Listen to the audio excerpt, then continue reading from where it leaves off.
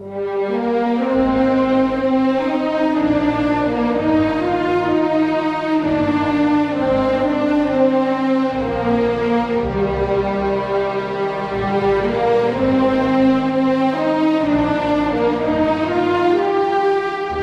go. Let's make it a good day. You're a tiger. Give it up for Debbie Gibson, everyone. We do it our own way. Yes! I'm gonna start crying and laughing so hard. I did not do that. Now, here's Jason.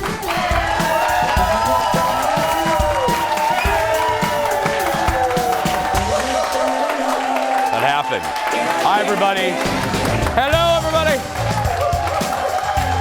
Hi. Welcome. Thank you. Welcome to the Jason Show. I'm Jace. That really did happen. That did happen. And if people are wondering, and our studio audience is wondering, why did I crawl on the table? It was all producer Ted's fault. He said something controversial, and I, like a little puma, wanted to attack him. But he was safe. And I didn't. Yep. Anyway, we have a good show today. We have a story coming up about Spanx. And Aaron Schwab clapping for Spanx. I get it. And it reminded me of a story that my friends love because it's horribly embarrassing. And I think today's show has that theme because the audience knows there's a story coming up a little later that is embarrassing to me. And then this is too. I was slightly thinner about 12 years ago, probably at my thinnest, probably too thin to be very honest with you. And I say that because I went into a store that I had shopped at with some frequency, so the woman knew me. And she goes, "Hello, Jason." I go, "Hi." She goes, "We have man Spanx in." And she goes, "You look real good in your suit with the Spanx." And I go, "Fabulous. Why don't you hook me up with a box of them?" And she goes, "I think you should go one size smaller than you are." Now, at the time, friends, I was like a medium in shirts. And I said, so she gave me a small. And I'm sorry, Kendall. I would prefer that you laughed a little delayed there. Anyway, so I get home. I took off all my clothes, and I'm upstairs, and I went to put on the small man Spanx. And the small man Spanx, I lifted up my arm, and they got to about right here. And I couldn't get out of the man Spanx. So there I stood, buck naked, with my arms in the air. I'm rolling on my floor to try to caterpillar out of the man Spanx. And my friend Kristen, who lived down the road, who had a key to my house, comes into my townhouse and she goes, "I'm here." And I'm like, "Do not come upstairs. I'm naked on the floor." And that you could take that a couple different ways, but anyway, so the end. That's how that. I did finally get out of this. I got out of the Spanx eventually. Thus, I'm standing here. Let's get started, Leo. Roll it. Here we go. Yes. And I promise you that this Spanx story today is nothing like that. Audience, say hello to my sidekick sister, Kendall Mark, everybody. Hello. You look beautiful. Hello. It's a good-looking color on you. How you doing? Thanks. I also support the Spanx. Yeah. Congratulations. Oh, they're a wonderful invention. Uh-huh. It's just don't listen to that advice. Don't maybe get a size smaller. No. My mom always told me, like, nylons and Spanx get like 2 sizes bigger because it'll still suck you in, but it's like way easier to keep them on, and then they don't rip. Yeah. Oh, really? Yeah, then they don't rip because nylons are expensive. This is a whole different conversation. I'm sorry. No. It's fine. It was something that I didn't know about, and now you know. Well, for memory, I will tell you, I do still have that pair of small Spanx. Why? Because I never wanted to forget that moment, so I have them packed away. They're about this big. I mean, it doesn't take. They literally are. I should bring them in and try to get into them now. Oh my God. That would be absolutely horrifying. Yeah. I'll put Ted in there. Yeah. Ted's about that size. That's fine. Well, we want ratings in Chicago, so we'll get it that way. Mm-hmm. We'll get it. Ted and man Spanx. One way to do it. One way to do it. Let's get started, everybody. Leo, roll it. It's time for the hot dish. Here we go.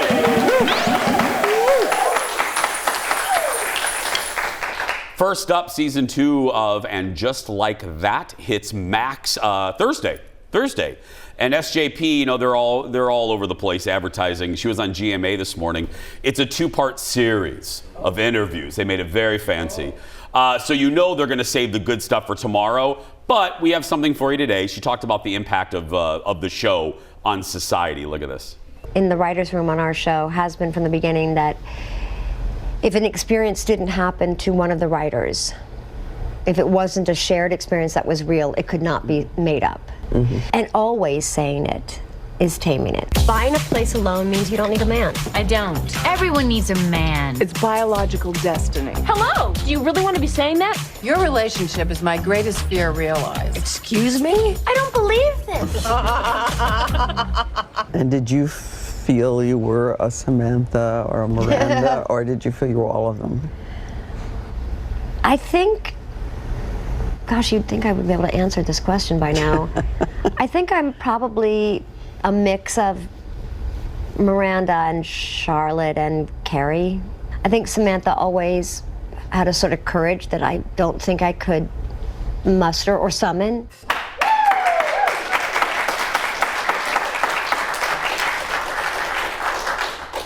Yeah. Get to the good stuff. I want the dish. You know what I mean?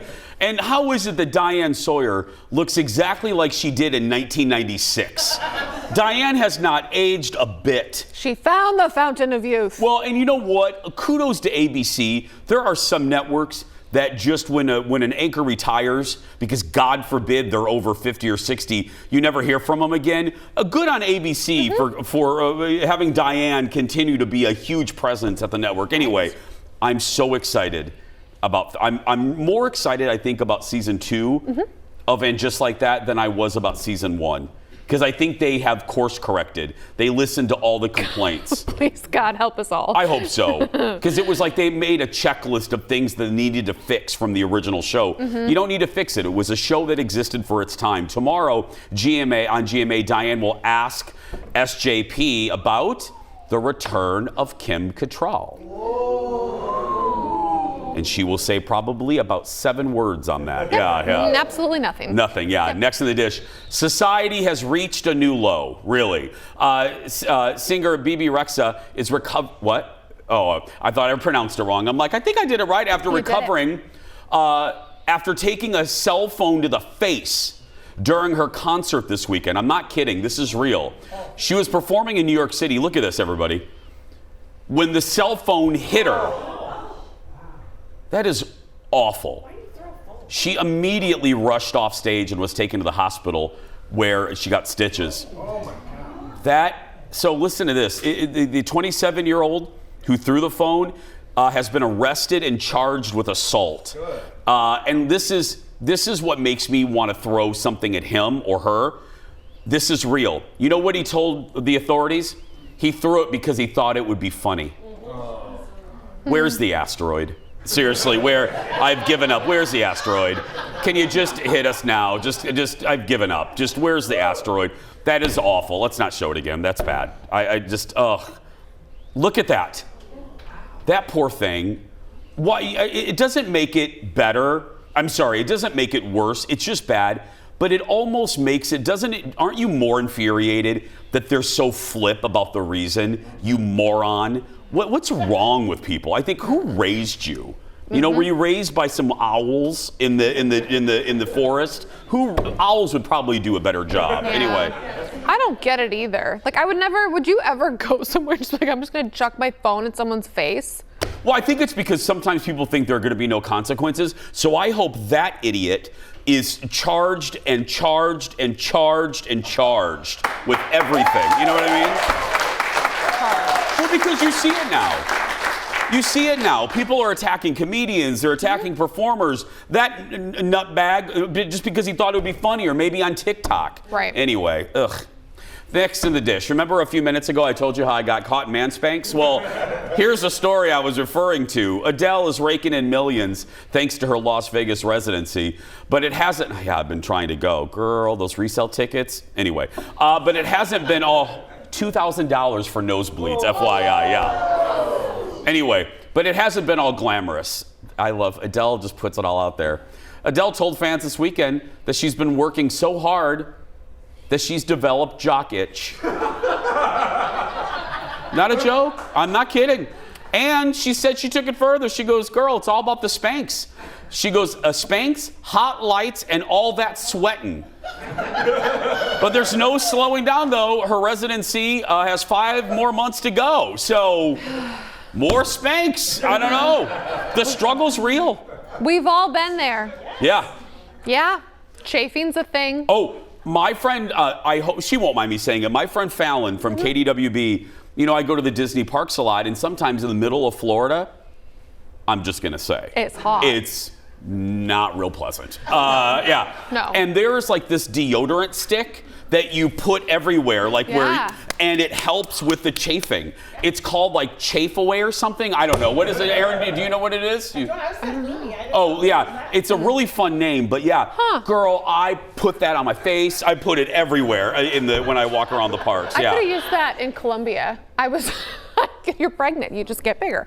And I was chafing, and I couldn't even walk. And I had to walk my sister down the aisle with my sister for her wedding. So I wore my husband's boxers and put some baby powder in them. He told me it would help.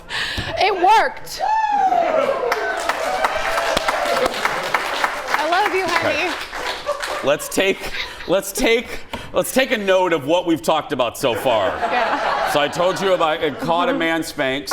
I told you how to get non-chafing rub. Yeah. Kendall told you how she doused herself in baby powder and her husband's underwear. Oh, and baby diaper rash cream. Baby diaper rash. So yeah, we've been doing well. We've been doing great. really well.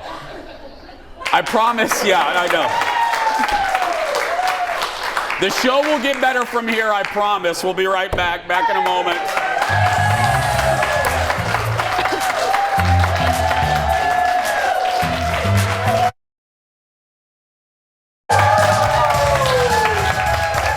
This audience.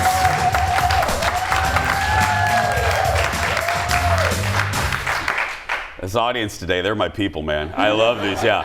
Don't forget, you can be in our audience. Go to eventbrite.com, search for The Jason Show, and get your tickets. They're free. But Kendall, tell the people we have one rule. Only sign up for a day in which you can actually make it. Yeah, because to quote Steel Magnolias, I would rather walk on my lips than shame people.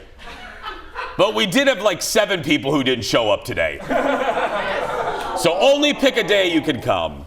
Welcome back. It's all right. I mean, I'm coming to your house later because I have your address, but it's fine. I should. Why weren't you at my show today? Hello. Welcome back. One of my favorite SNL cast members was on with Andy Cohen last night. Bowen Yang talked about, he's in the new Wiccan movie coming out, I think, next year. That, my friends, is our late night rewind. I think the movies are going to be, and yes, it's movies plural, and I truly, truly think it is like for justified, legitimate reasons that they're splitting it. It's going great. Everyone just gets along. It really is. For a movie this big, like, it feels like we're making like a little indie because everyone's just like sweet and nice. Like, no one feels bigger than the project, which is so great. I mean, no one's bigger than the Wizard of Oz. I hope they cut that goat though. The goat is staying, unfortunately. Oh. The goat is in, but you're gonna love the goat. But you're gonna love the goat. Who plays the goat? Who plays the goat? Yeah. Right now, it's a lovely puppeteer named. Oh God! It's a puppet. Lovely puppeteer. They're gonna cast her later, but right now it's a puppeteer named Louisa, and she's been doing amazing line reads. I'm sure. Anyway, Cynthia and Ariana. Yes, at Thanksgiving we were in London, and then Jeff Goldblum played the piano while they both sang "Somewhere Over the Rainbow." It was transcendent. Yeah. It was Every time crazy. he comes back from filming, he's like glowing. Oh, I believe him. So, Bowen plays a classmate of Glinda and Elphaba. They also talked about the new reboot of Roni because the boys love Roni. And Andy goes, trust me, I'm not just saying this, but we've watched 5 episodes and the Watch What Happens live staff loves it, thinks it, and he said the Countess Luann and Sonia spinoff, he goes, you're not ready. He goes, you really are not ready. He goes, it's that good. Is that where they go to Michigan or they go somewhere Illinois, else? by Rockford. by your my husband's people. hometown. That's Hi. right, yeah. Next on the dish, the backstabbing has begun in the Meghan Markle Prince Harry Spotify fiasco. And we're only doing this story because executive producer Jeff hates them. Yeah. The latest report alleges that Meghan never actually conducted her podcast interviews. Instead, her staff conducted the interviews, and Meghan's voice with the questions were edited in later. Fellow podcaster at Spotify, Bill Simmons, was more direct with his criticism and called the pair grifters. Don't clap That at that. aggressive clapping you hear, the call is coming from inside the room, right there. It's executive producer Jeff.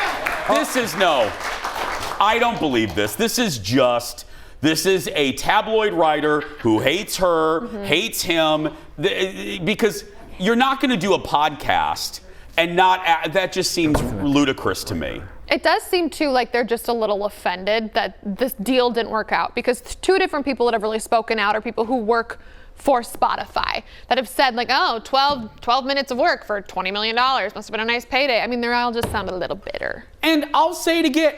Jeff, you stop with the face. Stop with the face. I'm just going to say,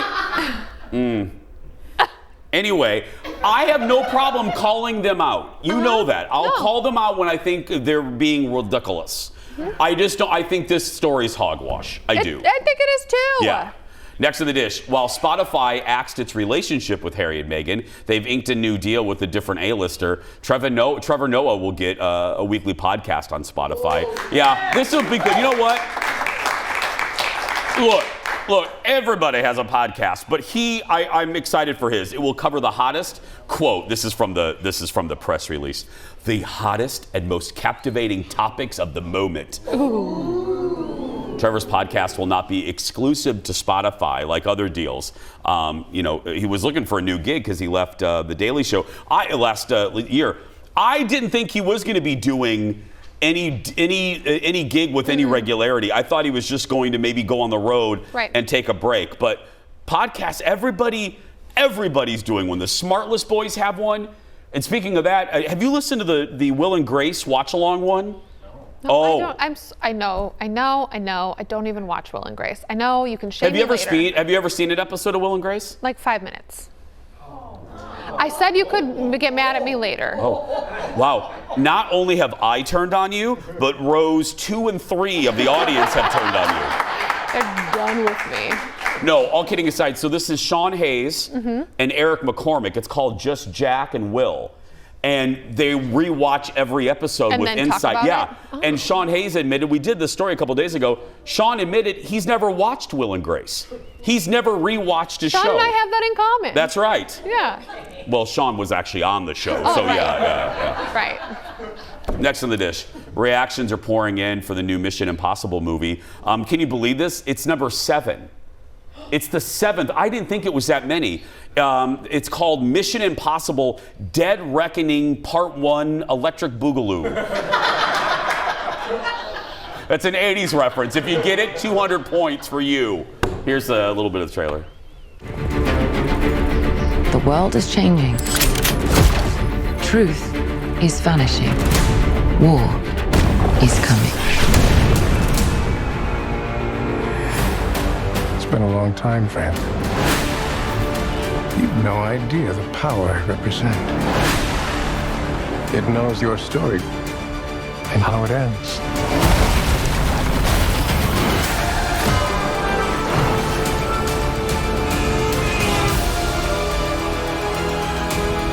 Listen to me. The world's coming after you. His fate is written. Shall we write yours too? If anything happens to them, there's no place that I won't go to kill you. That is written.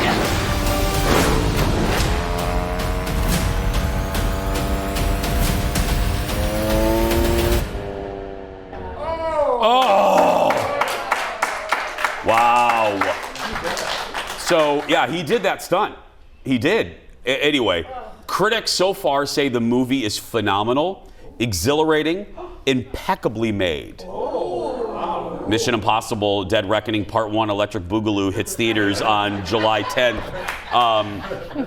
This could be a situation, we just mentioned it, this could be a situation where Tommy Boy has the #1 movie 2 years in a row. Top Gun and Mission Impossible. Did you just refer to Tom Cruise as Tommy Boy? Boy, yeah. Okay, cool. And it will likely happen. You know why? Because it's gonna, Top Gun proved last year, we will get up off our couch and go to the theater, but it has to be it has to be a movie. And you know what I mean by that, friends. Yeah. Not just a film you can watch at home. This is a movie that you want to get popcorn, you want to see it with an audience so you all ooh and ah together, just like Top Gun. That's why again, critics be damned, the people that don't like Indiana Jones, I don't give a rat's rear. I'm gonna go because I want to see Indiana Jones kicking butt on the big screen. You know what I mean? In a theater. I'm serious. I don't give a crap what the critics say. I want to see him with the fedora, the whole thing. Next in the dish. So last night I decided, hey, I'm going to support our network. That's how I said to myself, Jason, support the FOX. So I watched their new show. I love the title, Stars on Mars. Now, before I give you my thoughts, here's a little bit of the trailer. This is the most realistic celebrity Mars colony simulation ever created. Hey, do I look like a real astronaut? I'm William Shatner. At Mission Control, our celebrity is embarked on a daring mission to outer space. I feel like a malnourished Buzz Lightyear. Living 24/7 in our hyper-realistic Mars habitat. In a social experiment unlike anything else on television. Personally, don't think any of these stars are ready for Mars. Can somebody let me out? Except for maybe Ronda Rousey. She could take an alien for sure. They've all come here to prove that they have what it takes to survive. We got a big box that says extreme radiation on it. It looks like our box that they gave us our clothes in. Emergency! So, guys, I have no problem calling out crappy shows, even on our own network. This is not one of them. Oh. Stars on Mars is just a hell of a lot of fun. It is so fun. Marshawn Lynch is like the command leader. Oh, no, God. He's not. Oh, Kendall. He goes, if you need me, just go giddy, giddy, giddy, giddy, giddy. And he goes, are ye? And I rewound that 50 times. He goes, if you need me, just go giddy, giddy, giddy, giddy. Or I laughed. McLovin is funny. McLovin is good in it. Somebody on the cast thinks that Lance Armstrong, who's on the show, is Neil Armstrong. Not to be confused. Yeah. Demi Moore and Bruce Willis's daughter Tallulah's in it. This is, I'm not kidding. And this is what I thought the whole time. How much did our network spend on that set? I'm not joking. You watch it and you go, oh my God. It is one of the coolest, and they won't tell you where they're really shooting it. The internet thinks it's Australia. Okay. But it looks like Mars. It behaves like Mars. Even the stars are like, wow, this is realistic. And William Shatner plays Mission Control. The whole thing is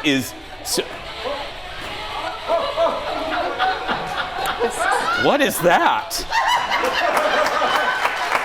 It's a Mars rover. Cute. I'll get it. You stay there, my love. Okay.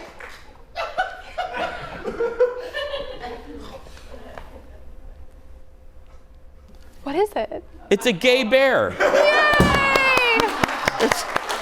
This is our bear, Juice Newton. That's right. How'd they know? There we go. Oh, there we go. thanks. There's Juice Newton. Baby practice. All dressed up for pride. Thank you, Mars rover. There we go.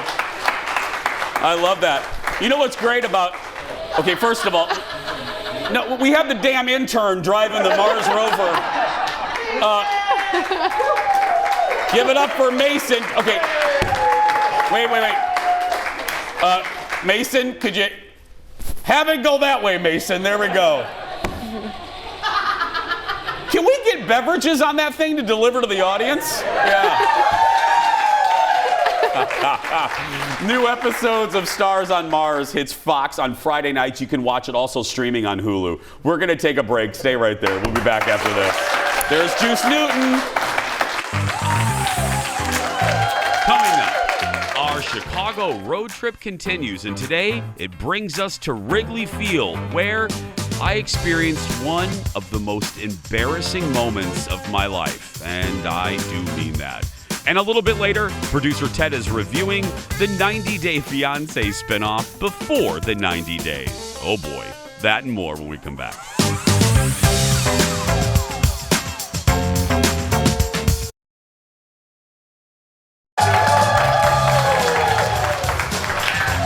Welcome back.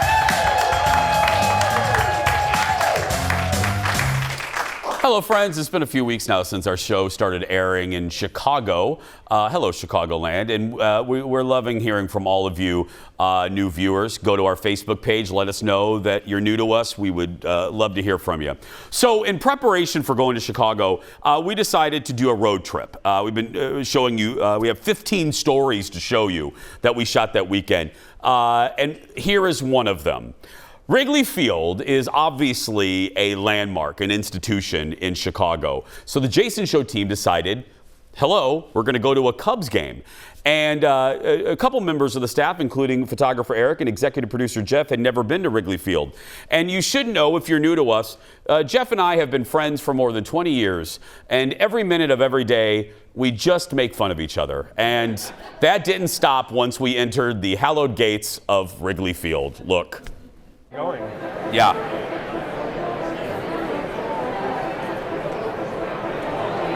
I look like a schlub. Here we are. Just two dudes at Wrigley Field. That's dude First time. one. It's dude two. Oh, look!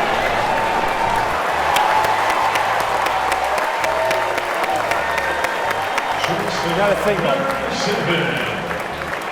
Jeff has never been to Wrigley before. But I used to watch on WGN every day after grade school. What do you think? It's beautiful. Does it look different than it does on TV? Yeah, it does.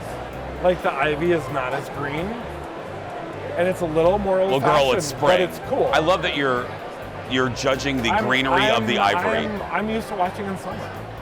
Oh. Okay, forget the game. Pay attention to us. Now, when you say the ivy isn't that green, it's not summer yet. It'll get greener. They make enough money. They can make green ivy. Spray painted it. But what do you think of the ballpark? Oh, it's beautiful.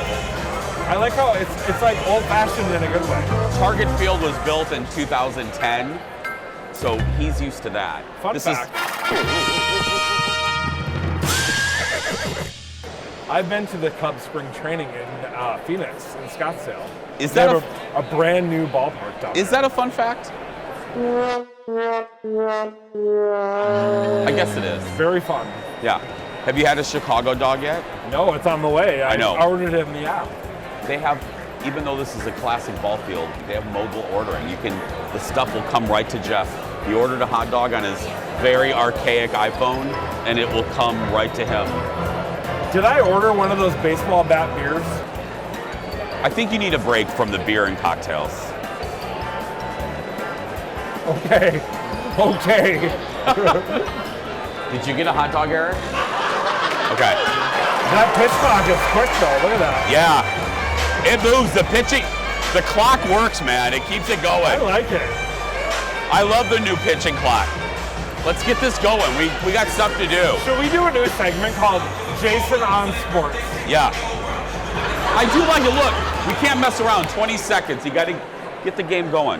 But I've heard a lot of parks are worried because they're losing their money on concessions. Or we don't need the games are so fast. An Avatar length game. Don't tell In James and out. Cameron. Oh my God, here we go. Our food's coming. Our food is coming. This is his first Wrigley hot dog. Does it have ketchup on it? I don't know. Am I allowed to have ketchup? No, not in Chicago. My must-have at every game is peanuts. May I have some? Can I have a fragrant moment with my peanuts?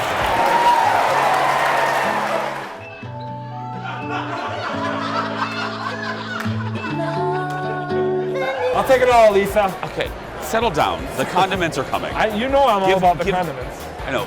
Give the guy a moment. Look, ketchup. Yeah, I know. It's amazing. They have ketchup Will at a I ballpark. be kicked out of Chicago for putting ketchup? Just put the ketchup on quietly. Don't tell anybody. And eat it quickly. Wait, is he putting ketchup on his hot dog? I know, Eric, don't say anything. You're eating it like a mouse. Eat it like a man. Okay. Okay, Chuck Norris. Hey, Jeff. Yeah. If you were in Major League Baseball, I mean, it's possible. At your age, what would your walk-up song be? Probably something by ABBA. The winner takes it all. Do you think anyone in the ballpark would be like, oh, he must be serious, it's ABBA. The winner takes it all. Mamma Mia. Mine would be Let's Hear It for the Boy by Denise Williams, or anything by Laura Branigan. Jason, she's dead now. Is she dead? She died 2 years ago. Whatever. People can have dead singers. Coming to the Field, Jason Matheson. Gloria. I think I got your number. Martha, is he a homosexual? Everybody in the stands. Is he a gay baseball player? He's the Greg Louganis of the Cubs. If you know who Greg Louganis is, you're our age.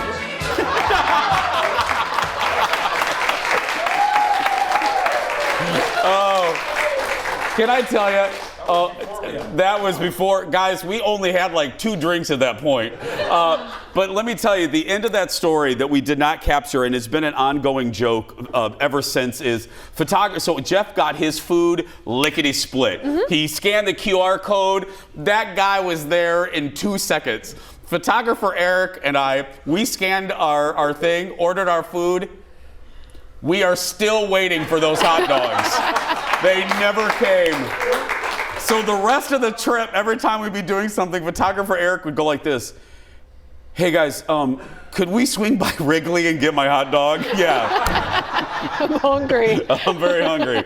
So there are a few things that happened at Wrigley Field that you didn't get to see. And one of them is so embarrassing, and I'm really not overplaying it. I am a guy that I don't like to be embarrassed.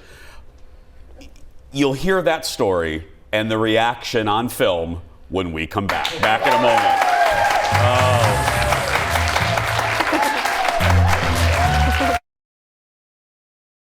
Welcome back. Well,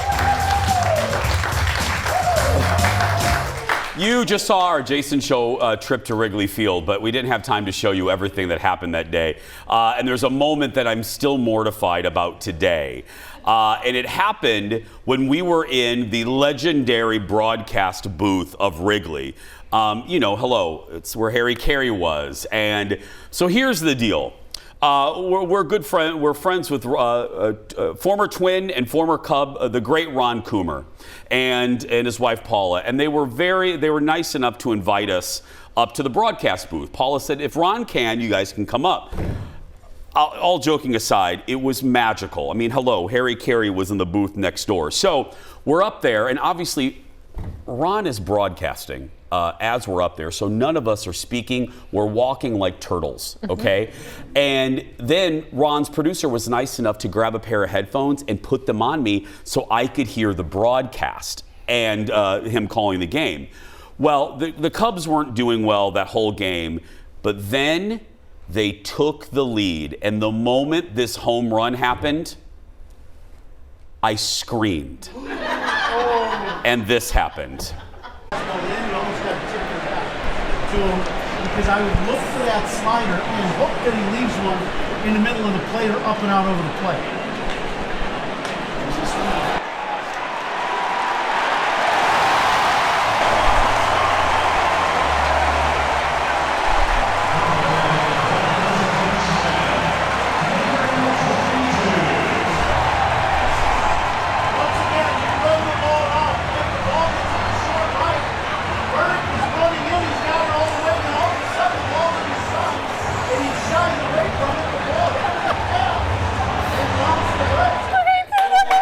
Mortified. You look at the wall. I gotta tell you, it's one of my, it's like kryptonite.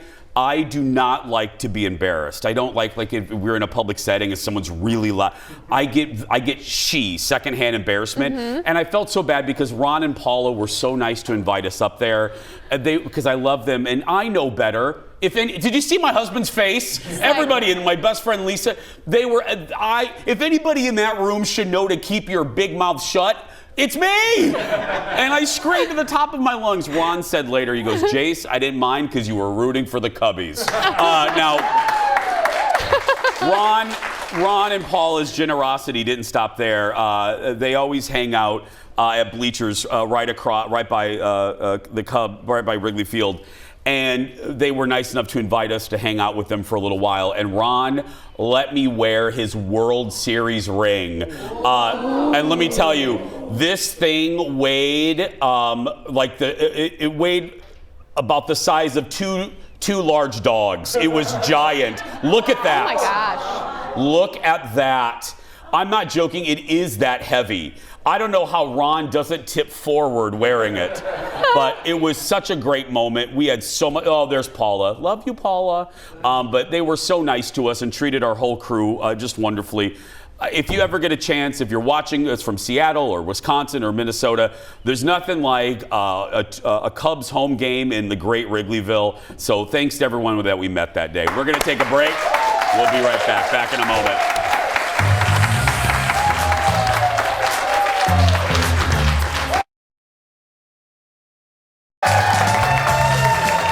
Welcome back.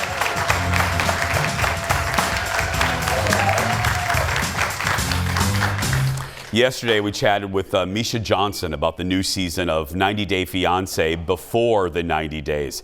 And our staff loves this spinoff. Look at this. I need to tell you something. Oh my gosh. What? I can't wait to see you, girl. You look fine. When I hear of people falling madly in love online, I kind of roll my eyes a little, but it's happened to me. I've never met Violet in person, but now it's happening. I'm going to Vietnam. Well, 90 Day Before the 90 Days follows couples who live thousands of miles apart. One is in the U.S. and another is in a foreign country, and documents if they find love or something else. And we have a review, and that means it's time once again for 42% of America loves producer Ted. Joining us from our control room is show producer Ted Johnson. Good morning, Theodore. Good morning. So yesterday we know that Misha is one of the couples. Was she here? Yes, she was. Ted, you accosted her in the commercial break. Okay, who else is on the show? Who else popped out at you? Okay, so we've got a follow-up to last season. We have Jasmine and Gino. Now, Gino is this guy. He's like a 54-year-old guy from Michigan. Jasmine is just this super hot, like 30-year-old woman from Panama, and she's constantly yelling at him. By the way, he's got like 18 hats. He never takes his hat off. He sleeps with his hat on, and he doesn't want to get like intimate with her, and she doesn't understand why. And the whole thing is just bonkers. Is he? Because does he not want to undress in front of her? Is he embarrassed? He doesn't want to take his hat off. So to speak. Ba-bum-bum. Yeah. What is it, generally speaking, what do you love about this show? So you have those Looney Tunes situations where it's just like, give me the popcorn, let me keep watching. This is amazing. But then you also have this next couple, David and Sheila. He is completely deaf. She lives in the Philippines. And this is the one where it, warms your heart. He's gonna find love. She's hard of hearing too. So this one you're just like, oh. So it's like the contrast between just total, absolute bonkers and then, oh. Yeah. Are they your favorite couple? And if not, who is your favorite couple? Well, those would be the favorite couple. But then, you have Misha whoever, Nicola, I'm not buying it. I don't buy their relationship one bit, but hey, you know what? It's fun to watch. You don't think it's real? You don't think Misha's relationship is legit? I mean, look at the guy. Look, she is very friendly.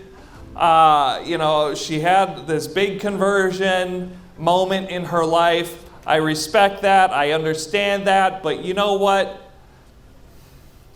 The guy lives at home with his mom. I mean, he's 46 years old. It's not real life. Come on. Okay. We'll see, Theodore. We'll see. But then. Okay. Now, this guy is not on the new season. But just to show you to describe how great this series is, you gotta understand who Big Ed is. Ed met this woman in the Philippines, and then he realized that part of their tradition is he's got to shower with her dad. So they have to shower together, and there's like rats running around. He's so miserable, and he's in the heat too, and he doesn't handle heat very well. So this is one that, and he also doesn't have a neck. But other than that, their relationship didn't end up too good. But the show itself, I mean, I could just stay watching in my basement for weeks. Hey, Ted. Yes. I don't want this to get creepy or anything, but should we do that? Oh. Bring Jeff and we'll all do it. That's right. Bring photographer Eric would be the wild card. No, he would make it weird. He would be like, get closer, you two. Yeah. Get closer. Okay, now here's some soap. Yeah, exactly. Thank you, Theodore. You can watch it on TLC. I'm not going to, criticize another culture's traditions, but I'm certainly never going to shower with Papa Haas. I'm just telling you. I just want to be very clear on that. My God. Anyway, we're going to take a break. We'll be right back. Back in a moment.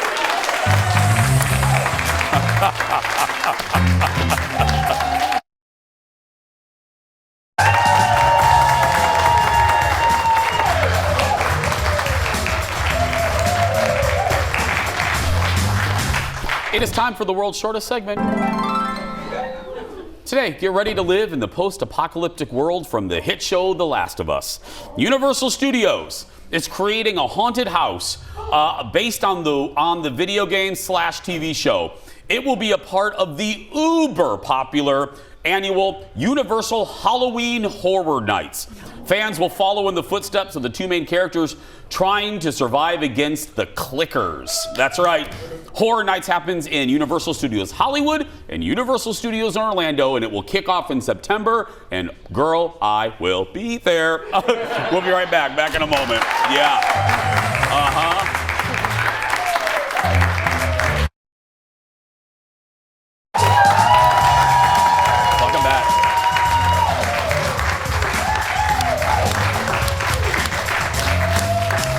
It is time for the surprise goodbye.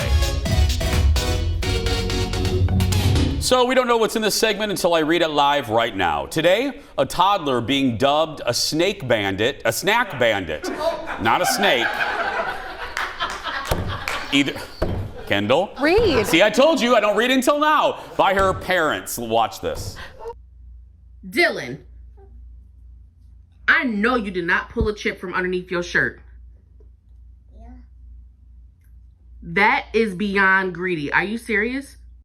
3-year-old Dylan. Look at him. Look at him. And, look at her. And there's a chip I'm hiding in my shirt. Yep. Right there. 3-year-old Dylan was in a timeout when her mom noticed that she pulled a chip from under her shirt. Her parents now started a TikTok page called Snack Bandits, featuring their 2 daughters and how they sneak food around the house. Mm-hmm. That is fantastic. I used to hide snacks in my cheek. Yeah. Yeah. Hey, little programming note. Starting next week, the Jason Show Before the Show, where we take you inside our pre-show meeting, will move to the Jason Show YouTube page. So head over and subscribe right now. Go to YouTube and search for the Jason Show. Tomorrow, Chef and Roku's channel star, my buddy John Sigamora, will join us. And I think he's cooking too. But right now, it's going to do it for us. Go out there and be yourself, because nobody can tell you you're doing it wrong. Have a great day, everybody. We'll see you tomorrow.